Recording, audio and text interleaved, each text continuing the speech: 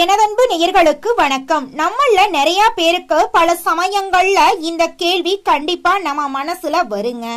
கேள்வி என்னன்னு பாத்தீங்கன்னா, இறைசக்தி அப்படிங்கிற ஒண்ணு இருக்கா இல்லையா? அப்படி கடவுள்னு ஒருத்தர் இருந்தா நான் ஏன் இவ்வளவு கஷ்டப்படுறேன்? என்னோட வாழ்க்கையில ஏன் இதுக்கு இவ்வளவு வேதனைகளும் துன்பங்களும்? அப்படி இறைவன் எனக்கு உதவி செய்யறாங்க அப்படின்னா நான் நல்லாதான் இருக்கணும். அப்ப நான் எவ்வளவு கஷ்டப்படுறதுக்கு காரணம் என்ன அப்படின்னு நினைக்கக்கூடிய எல்லாருக்கும் இந்த வீடியோ சமர்ப்பணங்க. இந்த வீடியோல ஒரு கதை மூலமாக இறைசக்தி அப்படிங்கறது இருக்குதா இல்லையா அப்படிங்கறத நம்ம தெரிஞ்சுக்க போறோங்க. ஒரு ஊர்ல ஒரு விவசாயி ஒருத்தர் என்ன பண்றாருன்னா, முடிவெட்டுறதுக்காக சலூன் கடையை தேடி போறாருங்க.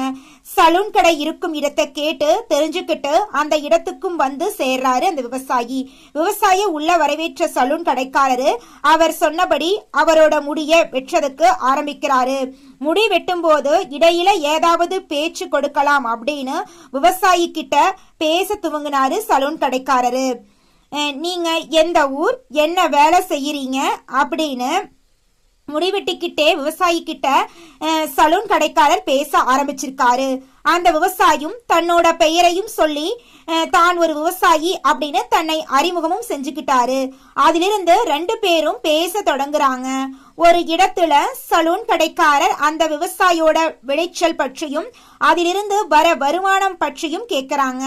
அதுக்கு அந்த விவசாயி, இறைவன் புண்ணியத்துல எங்க ஊர்ல எனக்குத்தான் அதிகமான விளைச்சல் கிடைக்குது, அதிலிருந்து போதிய வருமானமும் எனக்கு கிடைக்குது.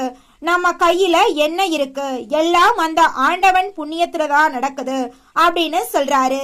அதுக்கு சலூன் கடைக்காரர், உழைப்பு உங்களுடையது, ஆனா புகழ் மட்டும் இறைவனுக்கா அப்படின்னு வேடிக்கையா சிரிச்சுக்கிட்டே கேக்குறாரு. அதுக்கு விவசாயி சொல்றாரு, ஏன்பா அப்படி பேசுற? ஆண்டவன் உதவி இல்லாம எல்லாம் நடக்குமா? அப்படியெல்லாம் கிடையாதப்பா.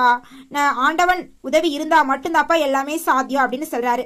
அப்படியெல்லாம் பேசக்கூடாது விவசாயி சலூன் கடைக்காரர் கிட்ட சொல்ல, அதுக்கு சலூன் கடைக்காரர், ஐயா எனக்கு கடவுள் வேலையெல்லாம் பெருசா நம்பிக்கை கிடையாது, எனது வாழ்க்கைய நான் தான் பாத்துக்கணும் அப்படின்னு சொல்ல ரெண்டு பேரும் இதை ஒரு தலைப்பு எடுத்துக்கொண்டு பேச்ச தொடராங்க. பேச்சோட உச்சத்துல சலூன் கடைக்காரர், கடவுள் இருக்கான்னு நீங்க சொல்றீங்களா? வெளியே கொஞ்சம் எட்டி பாருங்க, எங்க நகரத்துல மட்டும் எத்தனை பிச்சைக்காரங்க இருக்காங்க, எத்தனை குழந்தைங்க சாப்பாட்டுக்கே வழி இல்லாம பிச்சை எடுத்துக்கிட்டு இருக்காங்க. இதே நகரத்துல பெரிய பெரிய பணக்காரர்களும் இருக்காங்க, பரம ஏழைகளும் இருக்காங்க. ஏன் உங்க ஊர்ல நிலைமையும் இதுவாதான் இருக்கும்? உங்களை போல ஓரிரு விவசாயிகளுக்கு மட்டும் விளைச்சலும் வருமானமும் நல்லா இருக்கு, ஆனா அதிகமானவர்களுக்கு நல்ல விளைச்சலும் இல்ல, வருமானமும் இல்ல.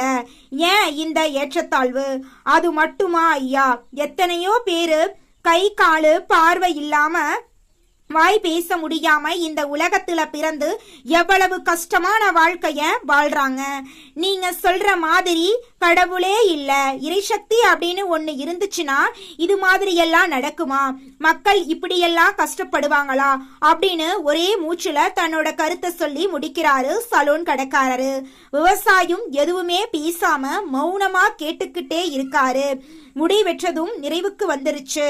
முடி வெட்டி முடிச்சதும் விவசாயி கிட்ட இருந்து முடி வெட்டினதுக்கான பணத்தை வாங்கிக்கிட்டு அதுல மீதிய திருப்பி கொடுக்கும் போது சலூன் கடைக்காரர் விவசாயிய பார்த்து சொல்றாரு, ஐயா நான் சொன்னதெல்லாம் மனசுல வச்சுக்கிட்டு என் கடைக்கு திரும்பி முடிவெட்டுறதுக்கு வராம இருந்துடாதீங்க, ஏதோ என்னோட மனசுல பட்டதை நான் சொன்னேன் அவ்வளவுதான் அப்படின்னு சொல்றாரு.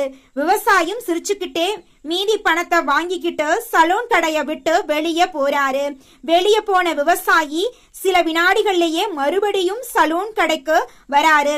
சலூன் கடைக்காரரை வெளியே அழைச்சிட்டு வந்து, இங்க வந்து பாருங்க, அதே அந்த தெருவே ஓரத்துல இருக்கிற பிச்சைக்காரனை கொஞ்சம் பாரு, அசிங்கமா வளர்ந்து நிறைஞ்சி இருக்கிற அவனோட தலைமுடிய பாரு.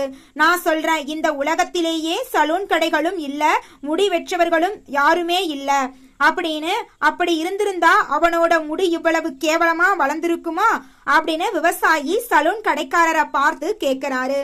அதுக்கு சலூன் கடைக்காரர் சொல்றாரு, ஐயா நான் ஏதோ கடவுள் இல்லைன்னு சொன்னதுக்கு திரும்பி வந்து இப்படி சொல்லாதீங்க, அவன் தினமும் அங்கதான் பிச்சை எடுக்கிறான், ஒரு நாளாவது என்னிடம் வந்ததே இல்ல, என்கிட்ட நான் வந்திருந்தா நான் இலவசமா முடிவெட்டி கொடுத்திருந்திருப்ப. ஆனா அவர் என்ன தேடி வரவே இல்லையே, நான் என்னையா பண்ண முடியும் அப்படின்னு சலூன் கடைக்காரரு அந்த விவசாயி கிட்ட சொல்றாரு.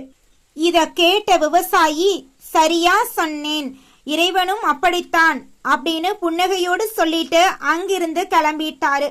ஆமாங்க, நம்ம நிறைய பேரு நிறைய கஷ்டங்கள் நினைக்கிறது, இறைவன் என்ன பாக்குறதே இல்ல, அந்த கடவுளுக்கு கருணையே இல்ல. நான் இவ்வளவு கஷ்டப்படுறேன், எனக்கு இவ்வளவு பண கஷ்டம் இருக்கே, எனக்கு எவ்வளவு உடல் வியாதிகள் இருக்கே, ஆனா அந்த இறைவன் என் கண்ணை திறந்து என்ன பார்க்கலையே அப்படின்னு கஷ்டத்துல இருக்கும், எனக்கு உதவி செய்ய மாட்டாரு. ஒரு கட்டத்துல நீ கடவுளே இல்ல, நீ வெறும் கல்லு, அப்படியெல்லாம் நாம கடவுளை திட்ட ஆரம்பிக்கிறோம். ஆனா சந்தோஷத்துல நம்ம இறைவனை கொண்டாடுறோமா? இல்ல, நம்ம கஷ்டத்துல மட்டும்தான் இறைவனை கஷ்டங்களை சொல்றோம். சந்தோஷம் போது நம்ம மறந்துடுறோம் கடவுளை, இறைவன் கிட்ட நம்மளோட பக்திய மறந்துடுறோம். நீங்க எப்ப உங்களோட கஷ்டத்தையும் சந்தோஷத்தையும் எல்லா நேரத்திலையும் இறைவனை நம்ம சரிசமமா பாக்குறோமோ, அந்த நேரத்துல கண்டிப்பா அந்த இறை சக்திய உங்க கூடவே இருக்குங்க. நம்மள பாதுகாக்கணும் நம்பிக்கையோட இருக்க இந்த கதை உங்களுக்கு உண்மையாவுமே உங்களுக்கு தேவையான கதையா தாங்க இருந்திருக்கும். உங்க வாழ்க்கையில நல்லது மட்டும்தாங்க நடக்கும். நன்றி, வணக்கங்க.